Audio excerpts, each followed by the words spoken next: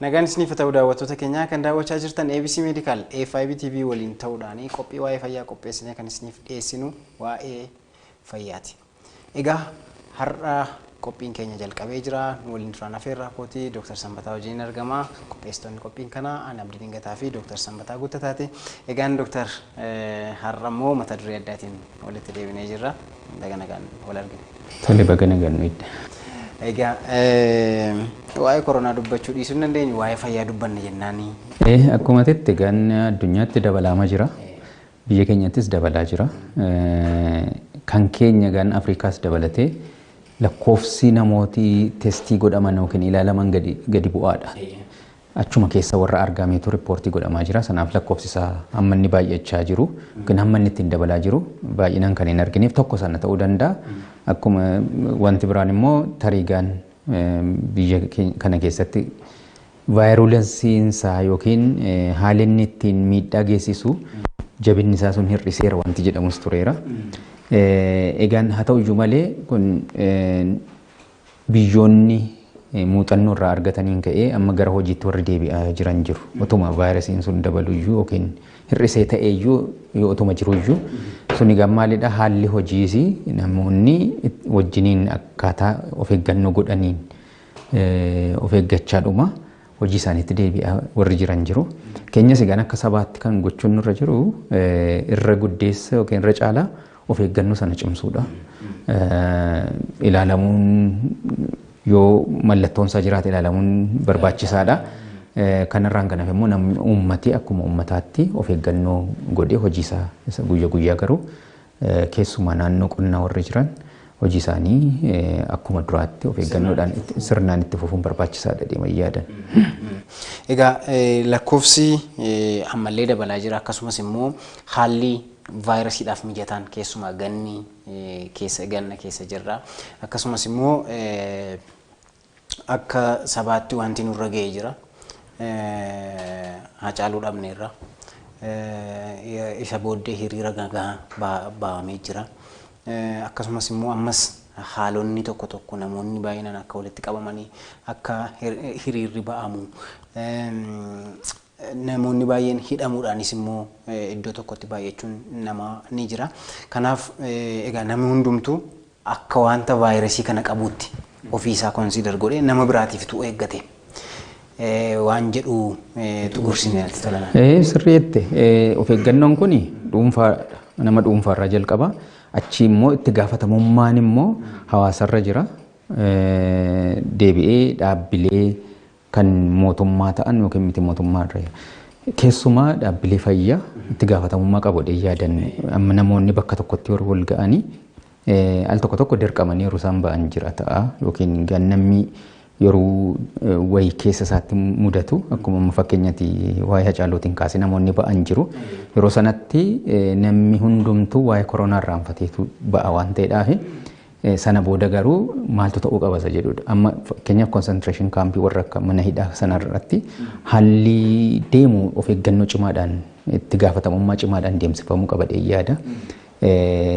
Egaan televezyiiniidhaan sadarkaa ministeeraatti sadarkaa biyyaatti of eeggannoo haa godhannu jecha barsiisa. Bakka immoo to'annoo mootummaa jala jiranitti of eeggannoon suni yoo hir'ate kun itti gaafatamummaa guddaa ta'a deema yaada. Kanaaf isaaniif illee erga nuyi dabarsinu of eeggannoo uummata gorsaa jirru sadarkaa ministeera fayyaatti yookiin sadarkaa biyyaatti bakka namoota to'annoo isaanii jala jiraniifis of eeggannoon suni itti gaafatamummaa guddaadhaan godhamuufii qaba deeman yaada koo kennuu barbaada haala jiru irratti jechuudha. Kana irratti dabalatees wantoonni mootummaan liitiraalii waame fakkeenyaaf hidha laga Abbayyaa first feelingiin isaa nama hundumaa gammachiisee jira. Garuu ba'aatii gammachuu keessan ibsadhaa wanti jedhu weerara kana dagachuurraan ta'a laata kan jedhuun shakkii qabu. Kanaaf wantoonni akka walga'ii gurguddaa namoonni akka walitti yaa'an godhu waan aariidhaan dhufe waan goonu hin qabnu.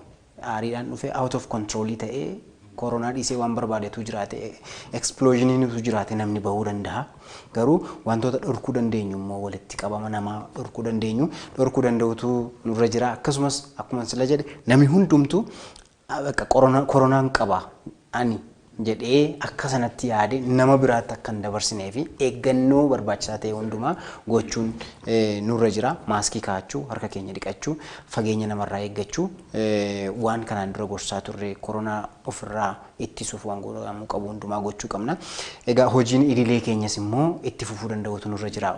Ikoonomiin biyyaa baay'ee gadi bu'ee jira. Ikoonomiin addunyaa baay'ee gadi bu'ee jira. Kana keessatti immoo hanqinni nyaataa akkuma sana nu sodaachisa waan ta'eef akkuma sila jettan namoonni qotan, namoonni daldalan, namoonni hojii garaagaraa irratti bobba'anii jiranii sirnaan of eeggannoo gochaa hojii isaanii akka hojjetan jechuu barbaanna. Egaan daawwattoota keenya turtiin keenya haga ammaa goone waa'ee koronaa vaayirasii ture. Amma garuu waa'ee asmii ilaalla. Asmiin maal inni? Akkasumas immoo asmiin namatti kan fidu maaltu jira? Akkamittiin ofirraa ittisuu dandeenya? Yaalli asmii immoo maali kan jedhu wal wajjin ilaalla. Nu waliin turan afeerraa kotee egaa dooktar waa'ee koronaa muraasa jenneerraa waa'ee asmii ilaallu. Asmiin ammas gannaa yeroo gannaa kana xinnoo namatti cimti. Namoonni yoo korrattis bilbilanii waa'ee asmii kana gaaffii baay'ee crucial ta'e gaggaafatu. Keessumaa manatti maal gochuu akka qabanii danger saayiniin isaa maal akka ta'e yoo maaltu isaanitti dhaga'ame baay'ee rakkisaadha kun deemnee mana yaalaa deemuu qabna jedhanii gaaffii isaan gaggaafatan ni jira. Mee asmiin kun maali isarraa jalqabname? Tole egaan asmii namni maqaa isaa beeka. Asmii jechuun kan ukkaamamuu ujummoo qilleensarraan ka'e dhibee yeroo dheeraa namarra turu kan dhufudha. Kanaaf dhukkuba ujummoo qilleensaa yookiin sombarratti dhukkuba geessise yeroo baay'ee uumamaan haala uumamaatu sanaaf nama saaxila. Namni tokko qabaate kan bira qabaachuu dhiisuu danda'a. Kanaaf haala uumamaarraan namni tokko sanaaf saaxilameetu garuu immoo dhukkuba sana wanti immoo deebisanii mallattoo isaa sana kakaasanii nama dhukkubsachiisan naannoorraa immoo wanta sanarratti haala ujummoo qilleensaa sanarratti dhiibbaa godhanii dhukkuba sana namni sun akka inni mallattoo qabaatu kan godhan jiru jechuudha. Kanaaf uumamarraa dhufa uumamumaan namni tokko sanaaf saaxilama. Deebisee immoo sanarratti immoo haalli naannoo irratti dhiibbaa godheetu mallattoon asmii sun akka inni dhufu godhachuudha. Kanaaf egaan dhukkuba sombaati. Somba yoo ilaalle yeroo namni tokko qilleensa hafuura fudhatu karaa funyaanii gala. Egaa goolloo yookiin ujummoo qilleensaarra deemeetu asitti mirgaaf bitaatti laphee keenya keessa jira gaaf sombi. Sana booda qaqallachaatu damee baafataa deema akka mukaati jechuudha. Yeroo deemaa deemu amma gara gadiitti yeroo deemu mukachi gadi galagalee jirudha. Kanaaf furdaadha qaqallachaa damee baafachaatu deema jechuudha. Yeroo damee baafachaa deemee gara dhumaatti deemu egaan kan nama rakkoo hin qabne yookiin nama asmii hin qabne keessi isaa kana fakkaata. Ishee waan isee damee ishee sana ishee hanxaxiisee yoo ilaalle amma kun akkas gadi galagaleera. Nu amma akkas ol galagalchine ishee tokko yoo fudhanne ilaalle isheen kun tokkoonsee banaadha. Keessi ishee banaadha. Adiin kun duwwaadha. Inni kun foonidha. Foon masal ribuudha jechuudha. Warri immoo kan biraa seelonni kan biraa immoo jiru kan akka dhangala'aa kan oomishuu danda'an garuu bal'ina qaba. Namoota asmii qaban irratti maaltu ta'a? Lamma isheen kun yeroo ilaallu keessa lixxeerta akka yeroo birrii fakkeenyaaf birrii 10,000 jechuu dandeenya. Yeroo hamma ta'e keessaa fuutee laastikiin isaa irratti fokkam godha walitti galcha. Walitti akkas cafaqa. Isa akkas ta'a jechuudha. Manni foon isaa kuni fufurdachaa deema. Yeroo foonni furdatu maal godha walitti cafaqa. Kanaaf akka waan birriin fakkeenyaaf laastikiin birrii gadi akkasitti qabee jiru. Akkuma godhanii hiinee booddee amma ta'e keessaa baasnee cafaqaa deemaa jechuudha. Hin qallachaa deemti. Hin cafaqama. Egaan sun maanni ribuun hin furdachaa deema hin cafaqama. Kanaaf maal cafaqachuudha ishee ujummootti sanatu keessatti cafaqaa deema.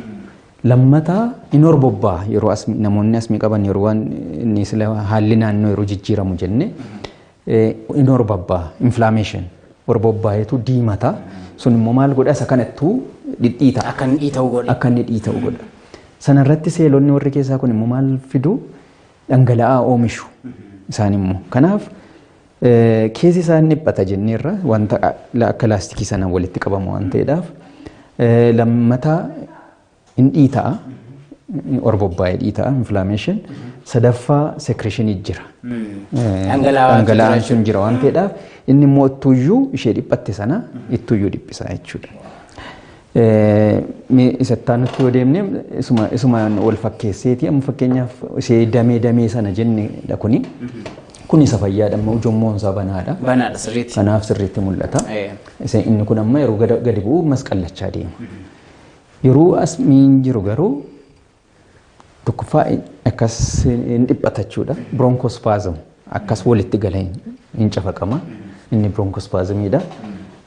Lammata inni horbobbaa inflammation sadaffaa dhangala'aatu jiraata jechuudha. Warra kanadha jechuudha. Kanneen akka namni sun fakkeenyaaf yeroo inni hafuura egaan yeroo inni kun dhiphatu maalidha namni sun keessatti fudhachuudhaafi rakkoon qabu. Yeroo jedhu hin banama waan ta'eedhaaf. Yeroo inni alatti waan ta'u garuu yeroo inni alatti baafachuuf jedhu garuu walitti cufama silumaayyuu waan ta'eedhaaf walitti gala waan ta'eedhaaf bakkeetti bahuudhaaf hafuura sana bakkeetti baasuudhaaf rakkata jechuudha namni sun. Kanadha asmiin. Kanaafuu qilleensi nuun fudhanne immoo seenee kaarboon daayoksaayidiin bahuu qaba waan ta'eefi kanaafiyyuu wanta kanatti wanti nama saaxilu yookaan nama qabsiisu akka kun akkas ta'uuf nama godhu maalni? Egaan tokko uumamumaan namoonni sanaaf saaxilaman hin jiraatu.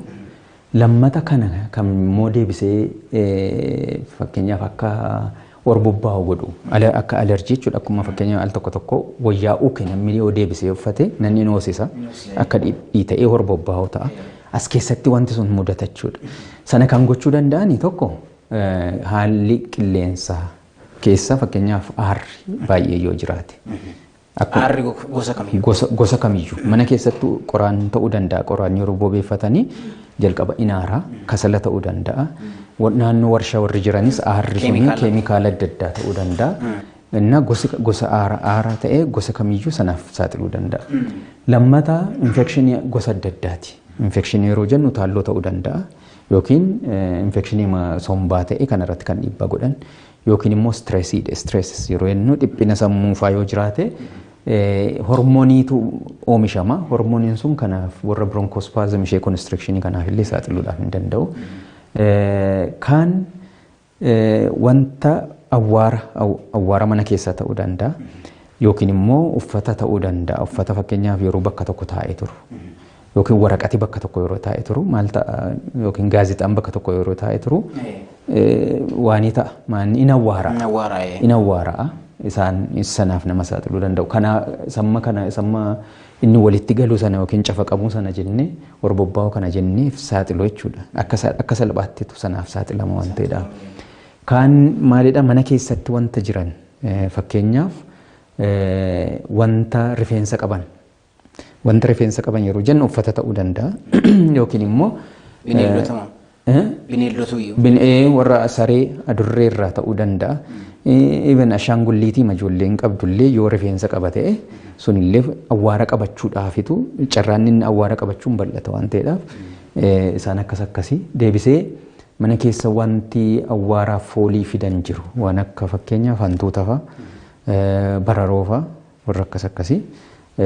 Wayyaa uke fa'a manni keessi ukee jira yoo ta'e deebisee haalomti qilleensaa immoo yoo diilalla sanaaf ni uffata sirriitti uffannu taanaan waan akkasii kana walitti galuusaa cafaqamuusaatii fi inni secretionii kun yookiin dhangala'aan sun oomishamuudhaaf hin saaxila nama baasu jechuudha.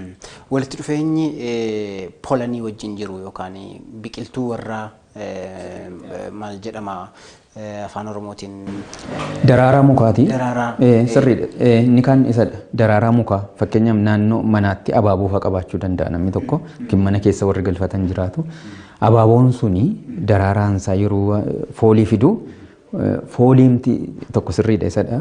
Foolii muka daraaraarraa dhufu yookiin immoo sumamma akka awwaara uunni ta'us sanaaf nama saaxiluu danda'a. Deebisee daraaraa sana illee mana keessatti wanta wal fakkaatu shittoo dibachuu fooliidhaan innis nama tokko tokkoof hin ta'u. Foolii kan biraallee manuma yeroo qulqulleessan illee fakkeenya mana isa konkiriitii kana yoo ta'e yookiin mana sirriitti man dhagaadhaan hojjetaman yoo ta'e isaan maaliin al tokko tokko keemikaalii gargaaramuu danda'u. Inni illee foolii yoo qabaate manni in awwaaraas yoo ta'e foolii warri wanti fidan hundumtu sanaaf nama saaxiluu danda'u jechuudha. Mallattoon sun akka inni deebisee dhukkuba sana akka kaasuuf ta'uu danda'a. Sababa ta'uu danda'a. Egaan daawwattoota keenya kan daawwachaa jirtan ABC Medical FIB TV waliin ta'uudhaan qophii waa'ee fayyaa qopheessinee isiniif dhiyeessinudha. Dr. Sanbataa Guuttataa Associate Professorii University Finfinneetti Department of Internal Medicine and Cardiology nu waliin jiru.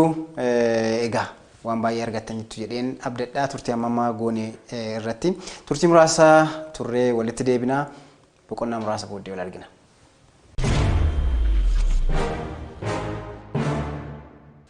Egaan daawwattoota keenya turtii muraasa booddee walitti deebineerraa ABC Medicaltu itti fufee jira.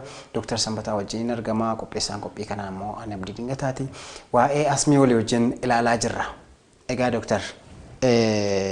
Asmii namni tokko qaba jechuudhaafi diagnosis yookaan immoo akkamittiin namni kun asmii qaba jenna mallattooleen argisiisuu fi wanti isin hojjettanii namni kun asmiidha kun jettanii keessanii fi clearly maaltu jira?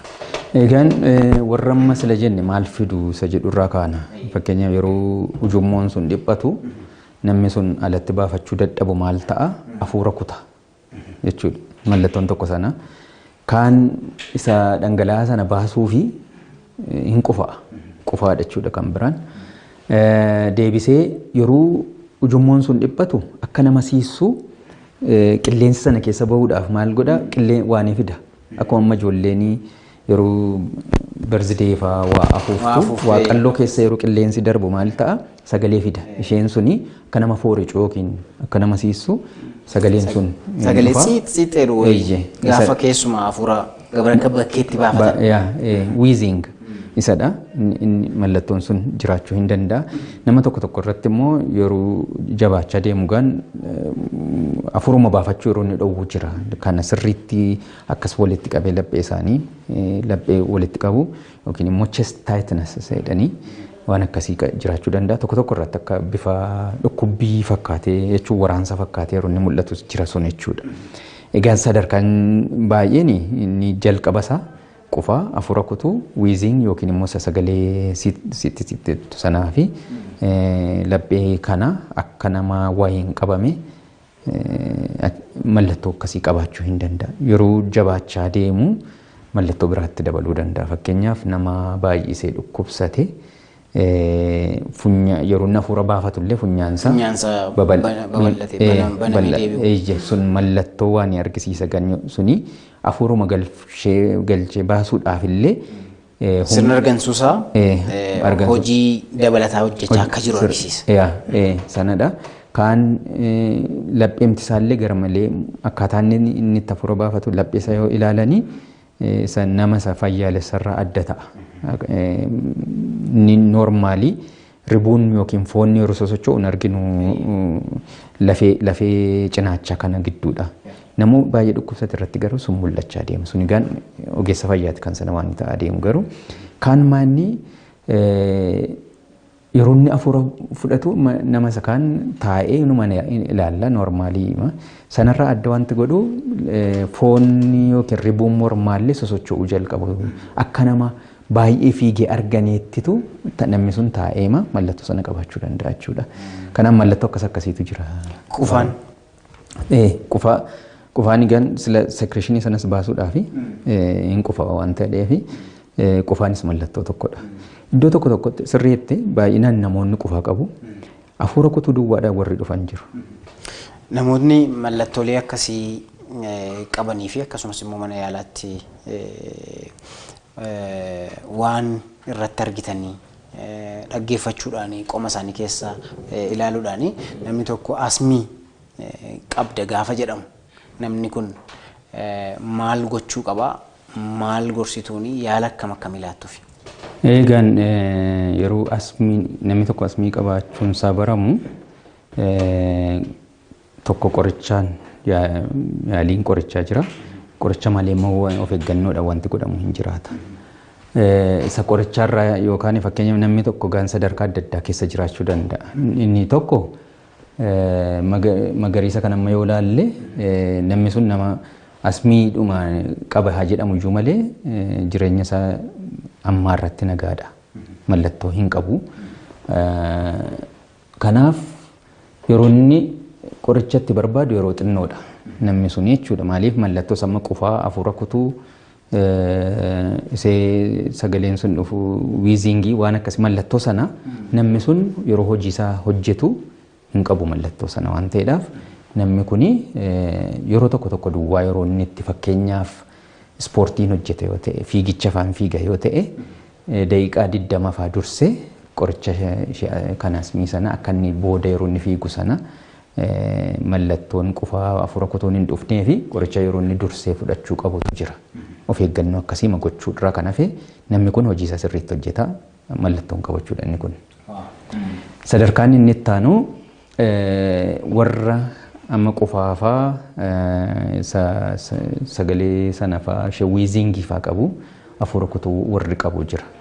Isaan amma fakkeenyaaf hojii hojjechuudhaaf yeroo taa'an baay'ee itti dhagahamuu dhiisuu danda'a garuu hojii normaalii hojjechuudhaaf mallattoon sun yoo hin dhufa ta'e sadarkaa jalqabaa irratti qoricha ishee kan kennamtuuf jirti. Qoricha sana fudhatanii ilaalu jechuudha. Egaan kun jalqaba irratti namni sun hakiimii isaa wajjin sirriitti haasa'u mari'achuu barbaachisa. Isa booda qorichi kennamuuf jira. Fakkeenyaaf ishee akka oksijiiniidhaan jirti. Iseedhaan qorichi sana keessatti godhamee inni qorichumaadha kan kennamu. Qorichi sana keessatti godhamee kennamuuf jira. Manatti ishee fudhachuu danda'a yeroo mallattoon sun dhufu. Mallattoon sun dhufee noormaalii yeroo inni al tokko fudhatu amma sa'aatii 4tti mallattoon sun irraa bada jedhamee eegama. Garuu yoo mallattoon sun jijjiirama argisiisuu dide daqiiqaa 20 boodatti dabaluu hin danda'a. Garuu sun maal argisiisaa jijjiiramni hin jiru jechuun qoricha sanaan deebi'aa hin jiru. Kanaaf sadarkaa itti aanutti deebi'a. Garuu warri sadarkaa kana keessa jiranii al tokko isa fudhataniini sa'aatii 4 fi mallattoon sun irraa bada. Irraa bada sa'aatii 4 booda tarii barbaachisuu danda'a barbaachisuu dhiisuus hin danda'a jechuudha. Garuu yoo sa'aatii 4 keessatti mallattoon sun deebisee dhufe yookiin jijjiiramni immoo hin jiru yoo ta'e immoo inni immoo sadarkaa sattaanu ta'a. Inni gaan sadarkaa isaa diimaa kanadha. Isaan kanarratti maalidha? Warra mallattoo jennee qufaa fi hafuura kutuu suma salphaasaatii fi wiizingii sana malee dabalata dhufachuudha. Warra ammas ila jennee hafuuruma baafachuudhaaf illee namni sun akka nama fiigeetu ribuun sun argansuurraa argina. Argansuun akkasii yeroo jiraatu qoricha ishee ammas ila kennameef sanaan jijjiiramni yoo dhufuudha baate deebisee sa'aatii 4 gidduutti si'a 2 fa'aa yoo barbaachise yookiin isaa ol yoo barbaachise ishee qorichatti yoo barbaachisa ta'e namni kun gara mana yaalaa deemuu qaba jechuudha. Achitti immoo mana yaalaatti maaltu godhama? Qorichi dabalataatu kennamaaf. Akkasii jechuudha sadarkaa kanaa. Marfeedhaanis kan kennamu jiraachuu mala. Oksijiiniinis kennamuufii danda'a. Kennamuufii danda'a. Sunni mana yaalaa dhaquu fi tokko qoricha sanatti qoricha sanaan jijjiiramni hin jiru. Lammata immoo mallattoomti sun iyyuu walitti fufee jira yookiin qorichi sunaan wanta sa'aatii 4 turuu diduu isaati. Mallattoo sana yeroo jiraatu egaa mana yaalaa deemuun barbaachisaadha. Egaan daawwattoota keenya kan daawwachaa jirtan ABC Medical'dha. ABC Medical irratti waa'ee asmii haasaa jirra. Gaaffii yoo qabaattan 7024 irratti bilbiltanii hakiimota keessan mariisisuu dandeessu. Egaa Dooktar namoonni yaala akkasii keessa darbuutu irra jira. Akka mallattoo isaan argisiisanitti akka dhibeen sun isaanitti hammaatetti. Dhibee kana akka nun qabneefis ofirraa ittisuuf warri qabamanii jiran immoo akka ittiin cimne fakkeenyaaf asmii qabaachuun isaa namni tokko yoo beekame maal gochuu qaba manatti ofirraa ittisuudhaafis akka dhibeen kun ittiin cimneefis. Tole gaan of eeggannoon godhaman jiru amma warra sila jenneerra tokko haala naannoo jenneerra bakka fakkeenyaaf aara qoraanii ta'uu danda'a kan kasalaa ta'uu danda'a shittoo ta'uu danda'a shittoo dibatan ta'uu danda'a. Mana yeroo kosiifaa haranii namni sun mana keessa turuufaa hin qabu yookiin bakka namni sun hin jirretti qulqullaa'uu qaba. Hamma danda'ametti immoo akka awwaarri sun mana keessatti hin hafnee fi warra fakkeenya manni asfaaltii yookiin dhagaarraa hojjetame yookiin seeraamikii ta'e normaalii gaan harata qofaadhaan harama miti. Wanta jiidhaadhaaniitu akka awwaarri hin kaanee fi hin dhiqama. Jiisaniitu ittiin dhiqu tokko sana. Lammataa bakka aarri jiru sanarraa fagaachuudha. Shittoo fa'aa dibachuu dhiisuudha yoo shittoo sanaan ka'a ta'e. Wanta foolii fidan mana keessatti akka hin jiraanne gochuudha. Tokkuma fakkeenyaaf nanna bakka dhiqatanitti yoo uffati jiidhaan baay'ee ta'e in ukaa dhufa waan ta'eedhaaf sun foolii ta'a. Sunis namatti kaasuu danda'a waan ta'eedhaaf of eeggannoon akkasiiti. Uffati sun akka inni sirriitti qooru gochuu bakka sana jiidha akka hin godhanne irraa ittisu. Deebisee warri fakkeenyaaf saree adurree jaallatanii ofirratti baachuu jaallatanii hamma danda'ametti sanarraa of eeguu yommuu dirqamatti ta'e sirriitti miicuu sirriitti qulqulleessu warra akka ashaangulleetii ijoolleen illee ittiin taphattu sana awwaara qabachuu waan danda'uuf isaanirraa of eeguu. Warra akka bararoofaa mana keessaa wanti sanaaf sababa ta'an hantuuta fa'aa bararoofaa kanaaf wanta sababa ta'anii mana keessa balleessu kun jechuun fakkeenyaaf nyaata biddeenni fakkeenya yeroo namarraa hafu mana keessatti gatuu dhiisu amma danda'ametti qulqulleessu. Wanta bool lafaa sanaaf sababa ta'u cufu isaaniif manas qulqulleessuun ishee bararoon sun akka seen mana keessatti waliin horreef hin gargaara jechuudha. Kanaaf amma yeroo kana ilaallu deebisee ciisichadha. Ciisicha keenya sirriitti haguuguu isheen boraatiin illee akka isheen haguuggii qabaattu gochuu sunis baay'ee nama gargaara. Uffata yeroo yerootti miicuu yoo danda'ame bishaan ho'aadhaan miicuu sunis hin hir'isa. Mana keessa wanta lafa buusan yoo jiraate wanta sirrii fakkeenyaaf wanti rifeensa qaburra wanta akka salphaatti miicamu gochuu. Innis yoo danda'ame waan akka laastikii ta'e wanta miicamuu danda'u akka isa godhachuun bituu irra sarara namatti ka'uu danda'a waan ta'eef. Inni rifeensa qabu awwaara qabachuu danda'a. Kanaaf inni kaan immoo jiidha qabatee jiidhi sunis namatti kaasuu danda'a. Eeyyee sanaaf isaan of eeggannoo akkasii gochuudha. Deebisee inni kun warra akka bararootiif of eeggannoo gochuudha. Bakka nyaataa sana qulqulleessuudha. Tokko barbaachisaani. Warra akka kitaaba yookiin gaazexaa dudulloome isaan kana mana keessa baasuun barbaachisaadha. Kosii yeroo yeroodhaan gatu kun immoo wanta qaawwaa qabu hantuutaaf bararoodhaaf wanta sababa ta'uu danda'ani isaan kana mana keessa yookiin naannoo dhumaallee balleessuu barbaachisa yookiin sirreessuu barbaachisa jechuudha. Inni kun hantuutumaaf waan hantuutaaf of eeggannoo godhaman warruma sanaa wajjin wal fakkaatu warruma amma jenneeni. I think haasofni irratti fakkaata waa'ee uffata yeroo yeroodhaan miicuu nyaata sanaaf sababa ta'uu danda'an akka inni lafa bubu'ee mana keessatti hantuutis waliin horree fi yookiin sanaaf sababa akka hin taaneef jechuudha. Kun isa waa'ee saree sila jennedha. Saree yookiin adurree of eeggannoo gochuudha.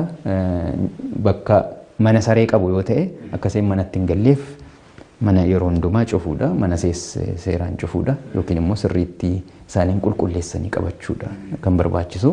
Siree ofii sirriitti haguuguu boraatiis illee akkasuma sana wajjin haguuguun barbaachisaadha jechuudha. Inni kun waa'ee jiidha sila haasofnedha. Ukaan akka hin jiraanneef uffata sirriitti aduu keessatti yookiin manuma keessatti illee bakka bal'aatti hafuun barbaachisaadha. Deebisee foddaa fa'aa banuu. Egaan kun yeroo qorraa tarii akka qilleensi qorri sun illee hin galleef of eeggannoo gochaa garuu manni keessis immoo sirriitti ventileetidii ta'uu qaba. Qilleensi sirriitti galuu qaba waan ta'eedhaaf inni kun sanaaf barbaachisa. Yoo mana keessatti bishaan faan danfifatu ta'e qadaaddii qabaachuunsaa barbaachisaadha. Sunis jechuun egaan kun namni hundumtuu kana keessa tokko keessatti of arga yookiin lama keessatti of arga. Tokkoof fakkeenyaaf wanti shittoo jennu kuni yookiin urgooftuun rakkoo ta'uu dhiisuu danda'a. Tokko tokkoof garuu rakkoodha. Kanaaf achi keessatti tokko keessatti of arguu danda'a namni. Kanaaf of eeggannoo akkasii gochuudha jechuudha. Inni biraan waanidha wanta aaraaf yookiin sababa ta'an sijaara xuuxuu namni sijaara xuuxuu dhiisu warra xuuxan biratti illee of eeggachuu isaan bira taa'uu dhiisu. Yoo namni xuuxu mana keessa jiraate alatti dhaqee xuuxuu yookiin warra kanaaf of eeggannoo gochuu yookiin inni namni xuuxu suni kutaansaa qophaa ta'uu isaan barbaachisaadha jechuudha. Konkolaataan bakka itti baay'atutti illee fakkeenyaaf ganama yoo baas isteeshinii hidhatte aara baay'eetu ba'a. Kanaaf yoo danda'ame hammanni aara sana sirriitti baafatutti illee irraa fagaatanii turuun barbaachisaa ta'uu danda'a jechuudha. Isaan kuni waa'ee isaa urgooftuu sila jenneeti. Urgooftuu of eeggachuu warra suni isaan ilaallatuu fi yeroo fakkeenyaaf al tokko gidduu kanan argita hurriitu jira. Hurrii yeroo buufatee waan qabaatu maanni tiifuu bokkaa wajjiniin jiru yeroo sana yoo danda'ame mana turuu barbaachisaadha. Uffata immoo sirriitti uffachuu barbaachisa. Yeroo qorraa sana sirriitti uffata namatti ta'u uffachuun tarii sanaan saaxilamuurra nama eegachuudha. Qoricha sirriitti fudhachuu deebisee yeroo waan sochiin qaamaa barbaachisaadha. Akkuma sila jennee yeroo sochii qaamaa gochuuf ka'an garuu dursanii qorichatti fudhachuun barbaachisaa ta'uu danda'a. Isa kanaaf of eeggannoo sana godhanii garuu sochiin qaamaa barbaachisaadha. Kuni qoraaniin abidda bobeeffatu yoo ta'e sanarraa fa'aa yoo hamma danda'ametti irraa of eeguu yookiin immoo buttaa gaazii fa'i yoo ta'e foolii fida waan ta'eedhaaf sunis kaasuu danda'a isaanirraa kana of eeguun barbaachisaadha jechuudha. Egaa wantooti irraa of eeguu qabnu wantoota baay'eetu jira. Kanarraa of yoo eegne akka nutti hin kaane akkasumas immoo akka kanaaf hin saaxilamne nu gochuu danda'a. Keessumaa sigaaraa yookaan tamboo xuuxuun wantoota sombaa wajjin wal qabatu baay'ee akka inni kaasu baay'ee jira. Keessumaa kaansarii wajjin wal qabate akkasumas COPD kan ittiin jennu somba keenya irratti rakkoo yeroo dheeraa fiduu kun jira. Kan biraan immoo namoonni naannoo baankii hojjetanii qarshii lakkaa'anii fi isaanis eeggannoo isaan gochuu qaban maal ta'uu qabame warri xuuxanii fi sirriitti isaanii gammaanni hin awwaara'a miti birrii yeroo lakkaa'an kana namoonni asmii qaban amma danda'ametti kaawuntarii bakka birrii lakkaa'an sanarra tun taane hojiin biraa yoo kennameef irra gaarii irra filatamaa ta'a jechuudha. Kanaaf bakkuma hojii isaanii sirreeffachuu baankii keessa hojjechuu danda'u garuu kutaa isaan hojjechuu qaban yookiin naannoo isaan hojjechuu qabanii sirrachuufii qaba. Yoo dirqama ta'e garuu maaskii kaa'achuun yeroo qarshii kan maaskii warra dastii hin qabne isaanis warra hin awwaaramne isaaniin godhachuun fayyadaan sirrii.